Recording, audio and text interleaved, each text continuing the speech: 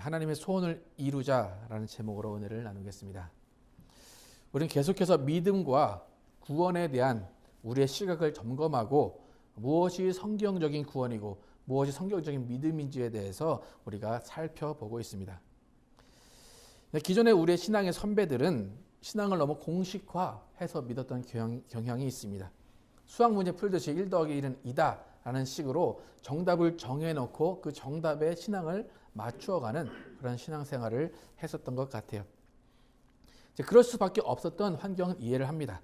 전쟁과 가난 가운데 많이 배우지 못하고 논리적으로 이성적으로 생각할 수 있는 기회가 많이 없었기 때문에 또 교육을 받는다고 해도 교육을 받은 세대가 주입식의 교육을 받았기 때문에 이것은 이것이다 라고 하나만을 가르쳐줬기 때문에 우리 선배들의 신앙이 어쩌면 너무 공식적인 획일화된 신앙을 가지고 있지 않았나 생각이 됩니다. 하지만 우리가 지금까지 이렇게 신앙을 가지고 있는 것은 또 그분들의 또 신앙의 기초가 있었기 때문에 우리가 이렇게 신앙을 갖고 있는 것이기 때문에 또 그들은 또 그들의 신앙은 또 분명히 칭찬을 받아 마땅합니다.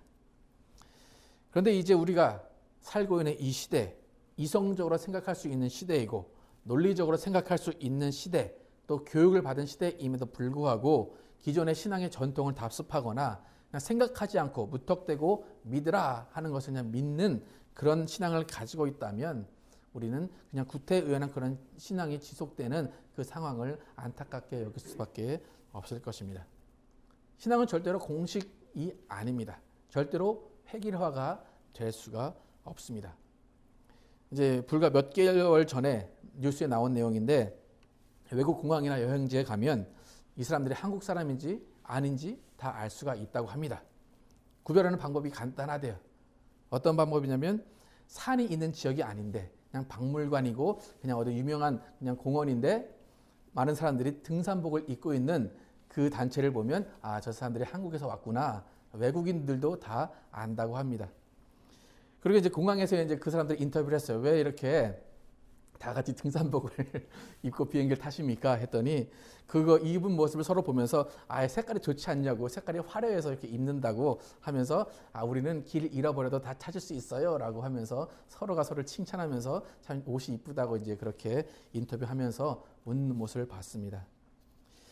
한국 교회 신앙의 형성도 이와 비슷하지 않았나 생각이 들어요. 구원은 이렇다, 믿음은 이렇다 하면 그냥 아, 그게 맞나 보다 하고 무조건 입고 보는 거예요. 입고 서로가 야, 참 좋다, 참 이쁘다 라고 서로 칭찬해 주면서 좀 자기 스스로 나름대로의 특이한 점을 서로 이쁘다고 이야기를 합니다. 여러분, 한국 교회 교인들은 어디를 가도 티가 납니다. 특히 신앙이 좋다고 하시는 분들은 티가 많이 납니다. 말을 할 때도 교회에서 쓰는 용어를 많이 사용해요. 뭐 긍휼함, 뭐 은혜, 또 뭐 주님이라는 말을 사용하면서 뭔가 거룩한 것 같이 세상 사람들 안에서도 그런 말을 사용하면서 이제 이야기를 합니다. 근데 거기까지는 좋은데 특히 문제가 뭐냐면 자신의 신앙이 모범인 것처럼 가르치려 든다는 것이 또 한국 교회 신앙이 좋은 분들의 또 문제입니다. 그러니까 그런 분들을 보면 어디를 가도 좀 조화롭지가 못하고 뭔가 좀 어색하다라는 생각이 들어요. 남들이 볼 때, 세상 사람들이 볼 때, 또 다른 사람들이 볼 때는 아, 좀 저 사람 좀 어색하다, 가까이 하기 힘들다라고 생각하는데 본인 스스로는 내 신앙이 좋아서 너희들이 날 못 따라오는 거야. 너희들이 날 이해하지 못하는 거야. 내 신앙은 달라라고 속으로 이제 안위를 하면서 하나님께 감사를 하는 그런 모습을 보게 됩니다. 그럼 제가 생각하는 신앙이 정말 좋은 사람의 모습은 평소에는 겉으로 신앙이 드러나지 않는 사람이에요. 평소에는 몰랐는데 결정적인 순간에 신앙의 힘이 발휘돼서 남들이 양보하지 않을 때 양보하고 남들이 손해보지 않을 때 손해보고 뭔가 다른 크리스찬의 모습을 보여주면서 사람들이 아, 저 사람 그렇게 안 봤는데 참 다르네. 아, 교회 다니는 것 몰랐는데 교회 다녀서 저렇게 되나 보다 라고 칭찬하는 사람, 그 사람이 신앙이 좋은 사람인 것 같아요. 그런데 처음부터 나 교회 다녀요 라고 말하면서 주일날 다 나는 근무하는데 나는 빠져야 됩니다. 나는 금요철에 가야 되기 때문에 여기는 못합니다. 그렇게 하면서 티는 막 냈는데 나중에 보니까 아, 저 사람 나랑 똑같네. 나보다 못하네. 라고 하는 그런 모습을 보이면 그때부터 크리스찬으로서 무시를 당하게 된다는 거예요. 특히 이제 한국 목사님들은 어디 가도 티가 납니다. 저도 이제 동네를 다 돌아다니다 보면 거의 100% 저분 목사님인 것 같은데? 라고 하면 목사님이 맞아요. 예. 목소리를 입으로 신 목소리를 하시는 분들도 있고 평소에도 그냥 편한 복장, 뭐 티셔츠 입고 다니는 사람들이 많은데 그 중에서 이제 정장 바지에 이제 배에 딱 걸쳐서 벨트 매시고 뭔가 좀 이렇게 거룩한 척 하면서 이제 성경을 낀 것 같은 그런 모습을 하면서 가시는 분들 보면 거의 100% 목사님이었던 경우가 많은 것 같아요. 근데 저는 미국 목사님들 중에서는 목사 같다라고 하는 분들을 만나본 적이 없는 것 같아요. 한번 제가 있었던 그 퍼스트 베프티스트 처치의 목사님을 그 홈디포에서 만났는데 누가 봐도 어서 일하는 사람이에요. 누가 봐도 그냥 작업하다 나온 사람의 모습으로 딱 제 앞에 딱 서 있는 거예요. 그러니까 교회에 가야 그 사람이 목사인 것 같지 전혀 평소의 모습에서는 목사인 것을 모를 것 같은 그런 미국 목사님들이 많이 있습니다. 저는 한국 목사님들은 목사 아닌 것 같은 분들을 별로 만나본 적이 없는 것 같아요. 그러니까 뭐 그분들의 신앙의 그 문제가 아니라 겉으로 풍기는 그것이. 저도 이제 별로 그렇게 하고 싶지가 않거든요. 또 이제 목사 같이 보이고 싶지 않은데 자꾸 이제 집에서 목사는 이렇게 입고 가야 된다. 반바지 입으려면 긴 바지를 입어야 된다. 티셔츠 입으려면 셔츠를 입어야 된다. 넥타이를 안 매고 가려면 넥타이를 매야 된다. 예, 그래 자꾸 그런 것을 요구해서 좀 불편하긴 한데 여러분들은 그런 것을 요구하지 않았으면 좋겠습니다. 예, 목사의 생활은 목사 같아야 되지만 겉으로 옷을 입는 것이나 그런 겉의 모습은 그냥 평소와 똑같은 그런 게 더 좋지 않나 생각이 들어요. 제가 오늘 이런 얘기를 왜 하는가 하면 한국 교회가 생각하고 있고 또 우리가 생각하는 행함의 개념을 다시 한번 점검을 해보자는 거예요. 그러니까 외식과 가식이 아닌 그런 티남을 드러내는 것이 아닌 진정한 행함이 무엇인가라는 거예요. 오늘 본문 우리가 너무 잘 아는 바울이 말한 두렵고 떨림으로 너희 구원을 이루라 라는 본문입니다. 과연 바울이 말한 구원을 이루라 이 의미가 무엇일까? 이 말이 행함과 어떻게 연결이 되는 것인가 한번 알아보겠습니다. 신앙이 있다라고 하는 사람 대부분 중에 이 두렵고 떨림으로 너희 구원을 이루라 이 말을 칭의와 상관이 없는 말로 생각을 합니다. 어떻게 말하냐면 구원은 오직 예수님의 공로로 우리가 구원을 얻은 것이지 우리가 행함을 통해서 구원을 얻는 것이 아니다. 그러니까 성화와 연결이 될지는 몰라도 이 말이 칭의와는 상관이 없다라고 이야기를 합니다. 그러니까 구원은 이루는 것이 아니고 이루어진 것이다 라고 말을 합니다. 분명히 맞는 말이에요. 구원은 이루는 것이 아니고 이루어진 것이에요. 그런데 바울은 왜 두렵고 떨림으로 너희 구원을 이루라 라고 말하고 있느냐라는 거예요. 아까 전에 두렵고 떨림으로 너희 구원을 이루라가 칭의와 상관이 없다라고 말하는 사람들은 구원에 대해서 말할 때 과거 시제를 말해요. 구원 받았다. 나는 구원 받았습니다. 나는 구원에 확신이 있습니다. 라고 말을 해요. 지금 바울의 말처럼 너희 구원을 이루라. 이것은 구원받고 있습니다. 라고 말하게 되면 그 사람들은 이단이다. 라고 이야기를 해요. 과연 바울이 지금 이 말을 어떤 의미로 했을까라는 거예요. 영어 성경 NIV에서 이 구절을 어떻게 말하고 있는가 한번 보겠습니다. 나 없을 때에도 항상 복종하여 두렵고 떨림으로 너희 구원을 이루라 이 부분을 Continue to work out your salvation with fear and trembling이라고 해요. Continue to work out your salvation with fear and trembling. 직역을 하면 떨림과 두려움으로 너희 구원이 계속되게 진행해라 라고 말을 해요. 분명히 구원, salvation이라는 게 있어요. 그죠? 그 salvation 앞에 여러분 무슨 말이 있습니까? continue가 있고 workout이 있어요.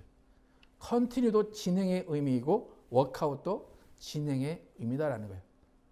salvation을 진행하고 계속해라 라고 말하고 있어요. 이 말은 뭐냐면 바울은 절대로 칭의와 성화를 구별해서 이야기하고 있지 않다는 거예요. 칭의와 성화를 띄어서 생각하면 바울의 이 말은 오류가 있는 말이 될 수밖에 없어요. 그 말 자체가 성경에 오류가 있다는 말이고 그 말 자체가 성경에 무오함이 있다라는 말이에요. 많은 사람의 문제가 뭐냐면 칭의와 성화를 구별해서 이야기하고 있다는 거예요. 칭의는 과거의 일이고 성화는 과거에 있는 구원과 상관없이 내가 선택할 수 있고 내가 거룩하게 살 수도 있고 그냥 성화는 옵션이야 라고 생각한다는 거예요. 그러니까 무슨 말인가 하면 구원받은 자로서 천국 갈 것만 기다린다는 거예요. 그러니까 이 세상에 하나님의 나라가 임했다. 내 안에 하나님의 나라가 임했다라는 예수의 말씀을 무시하면서 하나님의 주권과 상관없는 자신이 주인이 되는 인생을 살고 자신이 원하는 편안한 인생, 자기 마음대로 사는 인생을 살아가고 있는 것이 지금 교회의 문제다라는 거예요. 두렵고 떨림으로 구원을 이루라 이 말은 뭐냐면 구원받은 하나님의 자녀의 신분으로 이 세상에서 그 신분에 맞게 살아가라라는 거예요. 여러분 구원이 가운데 있다라고 생각하시고 구원 전에 무언가를 해서 구원을 받는 것이 아니에요. 그런데 구원을 받았으면 그 다음에는 무엇을 해라라는 게 지금 이 말이에요. 예수님을 알았고 구원을 받았고 하나님의 자녀가 됐다면 이제는 전적으로 두렵고 떨림으로 하나님의 통치, 하나님의 주권 아래 살아라. 그것이 크리스찬이다. 이것이 두렵고 떨림으로 구원을 이루라라는 말이에요. 여러분 하나님의 주권 아래 놓여 살지 않는 자녀, 하나님의 통치권 아래 들어있지 않는 자녀, 그 자녀에게 구원을 주셨다. 그거는 구원에 정말 의미가 없는 거예요. 여러분 우리가 부끄러운 구원이라고 얘기를 많이 하는데 여러분 부끄러운 구원이라는 말의 의미를 어떻게 생각을 하십니까? 부끄러운 구원. 전통적으로 부끄러운 구원을 어떻게 얘기합니까? 그냥 거의 죽기 전에 나 예수님을 구주로 영접합니다. 그렇게 말하고 죽은 것을 부끄러운 구원이라고 얘기를 많이 하는데 제가 생각하기에 부끄러운 구원은 하나님의 자녀로 만들어 놨는데 자녀로 평생을 살지 않고 천국 가는 것, 그것이 부끄러운 구원이라고 생각을 해요. 하나님이 보시기에 부끄러운 거예요. 내가 자녀를 만들어 놨고 내가 정말 구원을 해놨는데 평생을 나 몰라라 하는 그런 인생을 살아온 그 사람이 부끄러운 구원이 아닌가 생각을 합니다. 우리는 구원의 의미를 천국 가는 것, 그것에 국한해서 하는 실수를 하면 안 됩니다. 성경은 절대로 그렇게 이야기하고 있잖아요. 성경은 구원받은 자는 하나님을 닮아가라 얘기하고 있어요.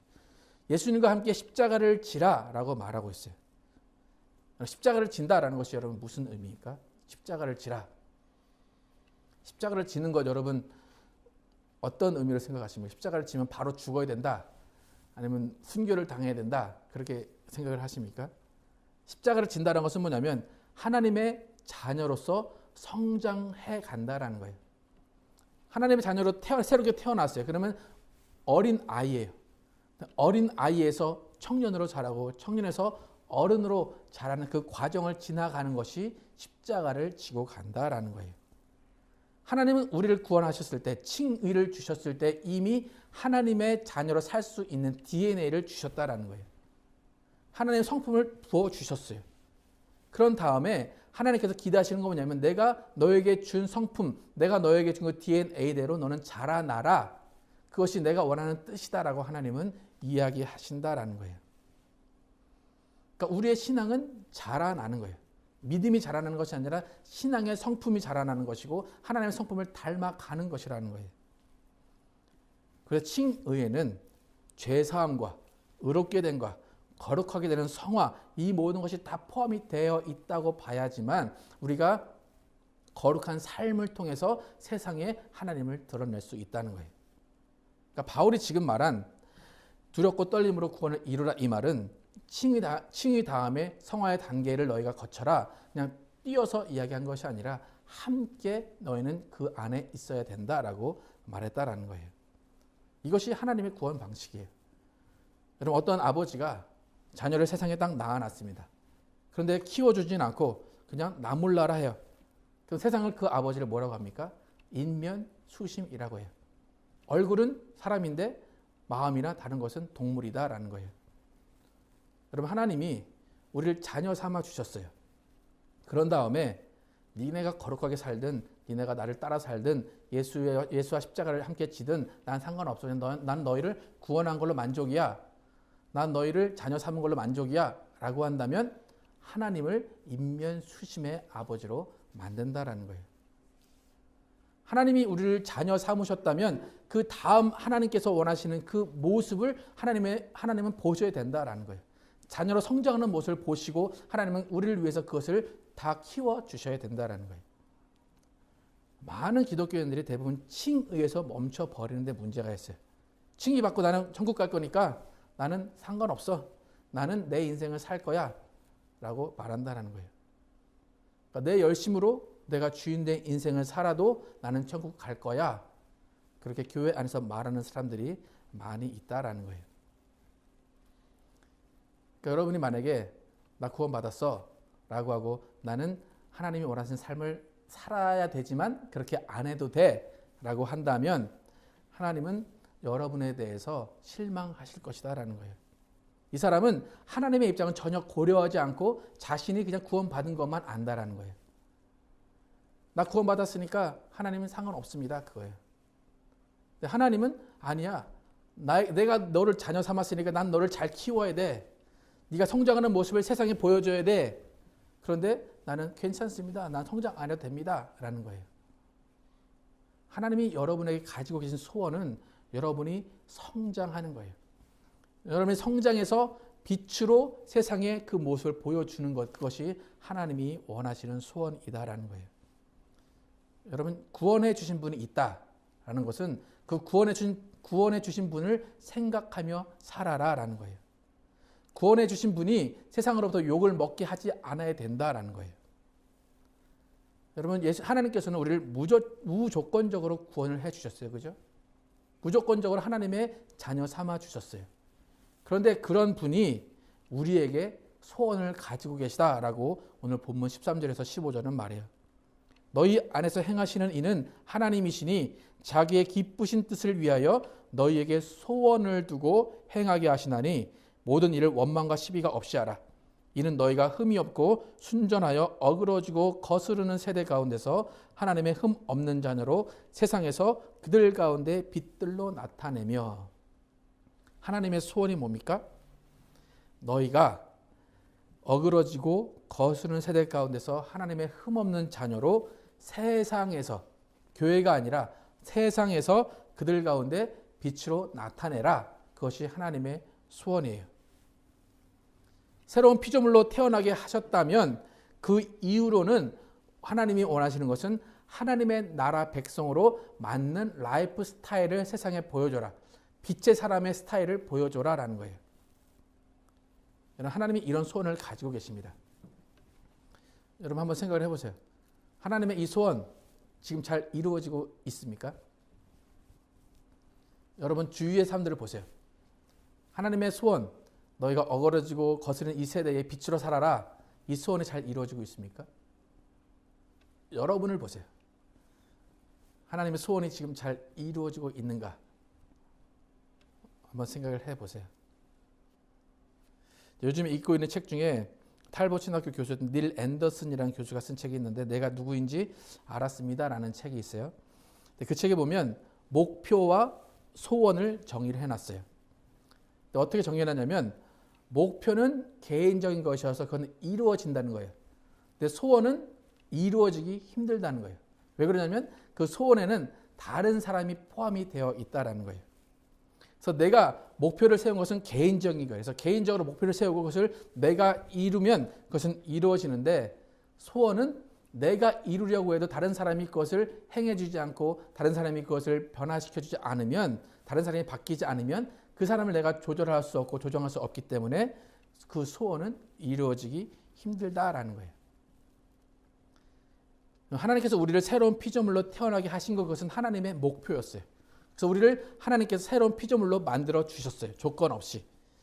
하지만 우리가 하나님의 나라 백성으로 하나님의 법을 지키는 세상의 빛으로 사는 것은 하나님의 소원이에요. 그러니까 뭐예요? 우리가 하나님의 소원을 들어드리도록 우리가 변하고 우리가 그것을 지켜드려야지만 하나님의 소원이 이루어진다라는 거예요. 이 책에 이제 보면 제가 여러분에게 좀 이렇게 복사해서 나눠드리려고 하는데 남자의 소원이 있고 여자의 소원이 있대요. 그 거룩한 소원이 있는데 여자의 소원이나 남자의 소원은 다 이루어지지 않는데요. 여자분들의 소원, 가정에서 대부분 어떤 소원을 가지고 계십니까? 거룩한 소원이에요. 이것은 정말 좋은 소원이에요. 어떠한 소원을 가지고 계십니까? 남편이 빨리 일어났으면 좋겠고, 남편이 집안일을 해주면 좋겠고, 남편이 뭔가 믿음이 있으면 좋겠고, 남편이 뭔가를 다 해주길 원하죠. 그건 거룩한 소원이에요. 근데 그 책에서 절대로 이루어지지 않는데요. 그렇다고 여러분 실망하지 말래요. 네. 왜 안 이루어집니까? 그건 남편이 바뀌어야지만 이루어지는 소원이라는 거예요. 그렇기 때문에 여러분이 그걸로 좌절할 필요 없다는 거예요. 남편도 마찬가지예요. 남편도 그 아내에게 바라는 것이 있는데, 거룩한 소원이 있는데 그것은 부인이 바뀌어야지만 된다라는 거예요. 여러분, 하나님의 소원 이루어질 것 같습니까? 안 이루어질 것 같습니까, 여러분? 그 누구에게 달려 있습니까? 하나님의 소원이 이루어지는 것, 안 이루어지는 것 누구에게 달려 있습니까? 여러분 각자에게 달려 있어요. 세상의 빛으로 사느냐, 하나님이 원하는 모습으로 사느냐, 그것은 하나님이 만드시는 것이 아니라 여러분이 만드셔야 하나님의 소원이 이루어진다라는 거예요. 하나님은 그저 소원을 두고 행하게 하신다라고 해요. 근데 안 행해도 하나님은 어쩔 수 없다라는 거예요. 하나님께 되게 죄송하지 않나요, 여러분? 자녀로서, 다른 뭐 삼자의 관계는 모르겠는데 자녀로서 그렇게 아버지가 원하는데 나는 해줄 마음이 없어요. 그럼 아버지에게 되게 죄송한 마음이 들지 않을까요? 어그러지고 거스르는 세대 가운데서 하나님의 흠 없는 자녀로 세상에서 그들 가운데 빛으로 나타내며, 이것이 만약 하나님의 목표였다면 이미 다 이루어졌을 거예요. 목표이기 때문에. 소원이기 때문에 안 이루어지고 있는 거예요. 우리가 해야 할 일이다라는 거예요. 여러분 어떻습니까? 이 시간 만약에 결단을 해라. 하나님의 소원을 이루어 드릴 것입니까? 안 이루어 드릴 것입니까? 못 이루어 드리는 게 아니라 안 이루어 드린다 그거죠, 여러분. 네. 우리는 하나님의 소원을 이루어 드려야 되는 사람이에요. 왜요? 자녀이기 때문에. 하나님이 구원해 주셨기 때문에. 근데 구원해 주신 건 감사합니다 라고 말을 해요. 나 구원받아서 천국 갑니다. 기쁩니다 얘기해요. 근데 하나님의 소원은 나랑 상관없습니다 얘기한다는 거예요. 근데 문제는 세상이 그걸 보고 뭐라고 얘기할 거냐는 거죠. 야, 너희 구원받았다고 하는데 하나님이 그걸 원한다고 하는데 너희는 왜 그거 안 해? 너희 아버지가 있다고 하는데 왜 아버지의 뜻대로 안 해? 세상이 그거를 욕한다라는 거예요. 너희 아버지가 그걸 안 해주셔? 세상이 하나님을 욕하게 만드는 것이 우리 때문이다라는 거예요. 여러분, 제가 아까 여러분에게 하나님의 소원을 이루어 드릴 것입니까? 라고 여러분에게 질문을 했는데, 저도 사실 이런 설교가 여러분만큼이나 부담이 되는 사람입니다. 제가 이 설교를 하면 제 삶의 방식이 적나라하게 드러나고 하나님의 흠없는 자녀로 살고 있지 않는, 하나님의 소원을 이루어드리지 않는 제 모습을 다 알고 있기 때문에 이 설교를 하기 힘듭니다.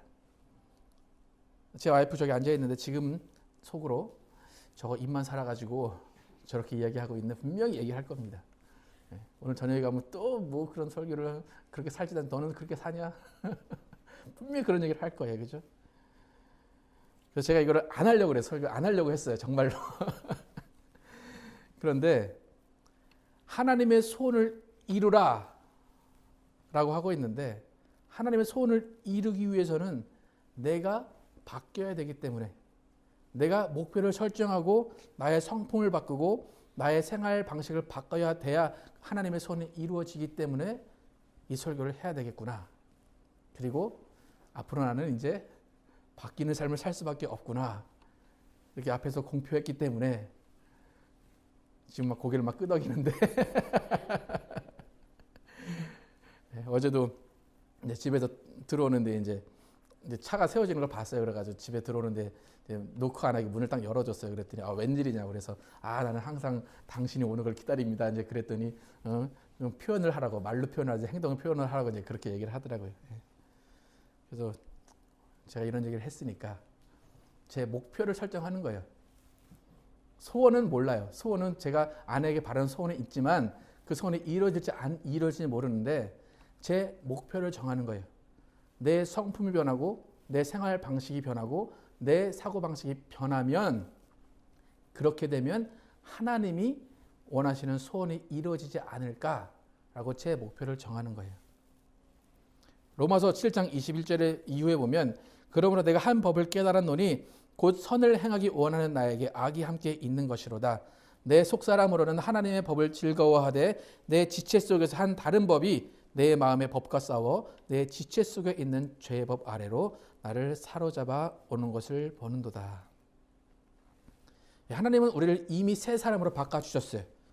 그래서 22절에 내 속사람으로는 하나님의 법을 즐거워해요. 그런데 내 지체 속에서 다른 또 하나의 법이 있어요. 근데 자꾸 그 법이 하나님의 법을 지키지 말라고 해요. 그러니까 우리는 하나님의 사람으로 새로 태어났지만 행동과 삶의 방식은 이전의 삶의 방식을 이미 갖고 있는 사람이에요. 그렇기 때문에 우리가 새 사람으로 살기 위해서는 하나님의 법을 따라서 우리의 삶이 바뀌어야 된다라는 거예요. 내 속사람으로는 하나님의 법을 즐거워하되, 여러분 이 법은 절대 율법이 아니에요. 뭐 성경을 얼마나 읽어라, 기도를 몇 시간을 해라, 교회에 언제 가야 된다, 그 법이 아니라 하나님의 나라의 사람으로서의 사는 스타일, 라이프 스타일을 지키는 규칙이라는 거예요. 여러분 예수를 잘 믿는 것과 하나님의 법을 즐거워하고 그 법에 순종하는 것은 달라요. 예수를 잘 믿는 것은 내 의지로 할 수 있어요. 하지만 하나님의 법을 즐거워하고 그 법에 순종하는 것은 내가 예수님을 사랑할 때 할 수 있다는 거예요. 하나님의 법을 즐거워할 때 내 삶이 변하고 내 가치가 변한다는 거예요. 여러분은 다 경험하셨을 거예요. 내가 사랑을 했을 때 내가 변했다라는 것을 경험했을 거예요. 처음에 사랑하는 사람을 만났을 때 아침에 일찍 못 일어난 사람이 갑자기 그 사람을 위해서 일찍 일어나고, 아침에 밥을 안 해주는 사람이 갑자기 밥을 해주고, 그런 내가 바뀌는 것을 경험했다는 거예요. 그것은 사랑하기 때문에 변한다는 거예요. 그러니까 우리가 하나님의 법을 지켜야 되는 이유가 뭐냐면 하나님을 사랑하기 때문에 하나님의 법을 지킨다라는 거예요. 내가 예수를 잘 믿어서 그게 아니라 예수를 사랑하기 때문에 하나님의 법을 지키고 내가 생활을 바꾼다라는 거예요. 그러면 삶의 방식이 바뀌는 것이 쉽겠습니까? 어렵겠습니까, 여러분? 내 가치관을 바꾸고 내 삶의 규칙이 바꾸는 것이 쉽겠습니까? 어렵겠습니까? 당연히 어렵습니다. 하지만 우리는 해야 된다라는 거예요. 저도 별로 하고 싶지 않아요. 하고 싶지 않았는데 왜 해야 되는가를 따져보니까 예수님이 말씀에 순종하라고 그랬어요. 부인에게 순종이 아니라 말씀에 순종하라. 네가 나를 사랑하면 내 계명을 따를 것이요. 예수님이 그랬어요. 그러니까 제가 그걸 안 따르고 있으면 전 예수님을 사랑하는 게 아니었다는 거예요. 순종 하고 싶으십니까, 여러분? 예수님을 사랑하십니까, 여러분? 예수님을 사랑합니다 라고 하면서 순종하지 않는 것은 사랑하지 않는 거다라는 거예요. 저는 먼저 계속 말씀드리지만 와이프를 사랑하지 않습니다, 남편을 사랑하지 않습니다, 좋다 이거예요. 근데 예수님을 사랑합니다 라고 말한다면 예수님이 말씀하신 그 계명을 지켜야 된다라는 거예요. 이전의 삶은 내가 예수님의 계명을 지키는 것보다 아내를 새로 바꾸는 게 낫지, 남편을 새로 바꾸는 게 낫지 라고 생각을 했을 거예요. 하지만 하나님의 법이 그게 아니기 때문에 하나님의 법을 지키기 위해서는 내가 나의 목표를 바꾸고 내가 나의 삶의 방식을 바꾸는 것, 그것이 하나님의 법을 즐거워하고 하나님의 법을 지키는 것이다라는 거예요. 여러분, 하나님의 소원은 우리가 시작해야 이루어질 수 있다는 것입니다. 구원이라는 터닝 포인트가 있은 다음에 무기력하게 천국 가는 것을 기다리는 삶이 아니라 마귀의 종이었던 삶에서 하나님의 자녀의 신분으로서의 삶을 살아가는 것이 우리의 신앙생활이다라는 거예요. 그래서 교회는 하나님의 나라 백성으로 살아가는 라이프 스타일을 가르치는 것이 교회다라는 거예요. 마귀가 주관하는 삶을 버리고 하나님의 주권이 다스리는 삶의 방식으로 바뀌는 것을 가르치는 것이 교회다라는 거예요. 여러분, 우리의 삶이 그렇게 쉽게 바뀌지 않아요. 왜 그럴까요? 왜 쉽게 바뀌지 않을까요? 어떻게 사는 건지 모르기 때문이라는 거예요. 바뀌고 싶어하는 사람들이 있어요. 근데 어떻게 사는 것이 하나님의 나라 백성으로 사는 것인지를 모른다라는 거예요. 그래서 교회 와서 해야 되는 일은 하나님의 자녀로서의 삶의 방식을 배운다. 그것을 교회에서 해야 되는 거예요. 근데 과연 지금의 교회들이 그것을 얼마나 가르치고 있느냐라는 거예요. 그럼 세상에서도 의무 교육이라는 제도가 있어요. 그래서 12년, 14년 동안 반드시 교육을 받아야 돼요. 법으로 정해져 있어요. 부모가 그것을 안 하면 부모는 법에 적용이 돼요. 세상에서도 10여 년을 교육해야 세상에서 사고를 안 치는 사람으로 지낼 수 있다라고 하는데 교회는 그냥 구원받고 바로 하나님의 나라 백성으로 살 수 있다라고 한다는 것은 말이 안 된다라는 거예요. 근데 교회에서 가르쳐야 되는 것은 뭐냐면 하나님의 나라 백성으로서의 삶을 가르쳐야 되는데 목사가 가르치는 게 아니에요. 그건 여러분 스스로가 가정과 가정이 개인과 개인이 삶을 나누면서 삶을 공유하면서 때로는 실패한 것, 때로는 성공한 것을 나누면서 성경을 근거해서 여러분이 배워가야 된다는 거예요. 여러분 바울이 빌립보 교회에 나의 자랑이 되어달라라고 말을 했습니다. 우리 교회도 서로가 서로의 자랑이 되어야 됩니다. 저희 가정이 여러분에게 자랑이 되어야 되고 여러분의 가정이 저에게 자랑이 되어야 됩니다. 그래야 세상이 우리를 부러워한다라는 거예요. 세상의 빛으로 사는 모습을 우리가 보여줘야 세상이 교회로 들어온다라는 것입니다. 그래서 우리가 서로 기도하면서 나의 마음을 녹여달라고 하세요.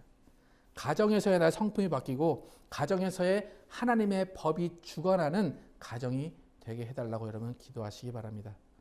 그런 삶이 칭의와 성화가 함께 있는 구원을 이루어가는 하나님의 소원을 이루는 삶이 될 것입니다.